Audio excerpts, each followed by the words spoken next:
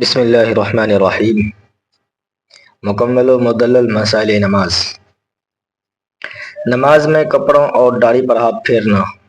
سوال: امام صاحب نماز شروع کرنے کے بعد اپنا ہاتھ داڑھی اور منہ پر پھیرتے رہتے ہیں اور بار بار اپنا کرتا پاجامہ درست کرتے ہیں، اس کا کیا حکم ہے؟ یہ صرف امام صاحب کے لیے نہیں ہے، چاہے کوئی بھی نماز پڑھے یا پڑھائے وہ سب اس میں شامل ہیں۔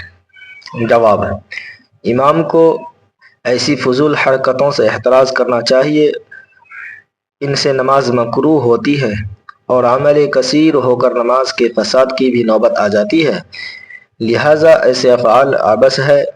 امام اور نمازیوں کو بچنا ضروری ہے۔ مسئلہ: نماز نہایت خشوع، خضوع اور توجہ کے ساتھ پڑھنا چاہیے۔ بلا ضرورت بدن کھجانا، بدن پر ہاتھ پھیرتے رہنا مکروہ تحریمی ہے۔ نماز میں سونے چاندی کا استعمال کرنا۔ مسئلہ: مردوں کے لیے نماز وغیرہ میں سونے چاندی کا استعمال ناجائز اور حرام ہے۔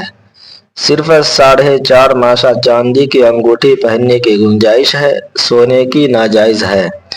سونا، چاندی اور اس سے بنے ہوئے زیورات اور روپے سکے جیب میں رکھ کر نماز پڑھنے میں حرج نہیں، جائز ہے، اور اگر گھڑی میں 1-2 پرزے چاندی کے ہوں اور بقیہ دوسرے دھات کے ہوں تو حرج نہیں ہے۔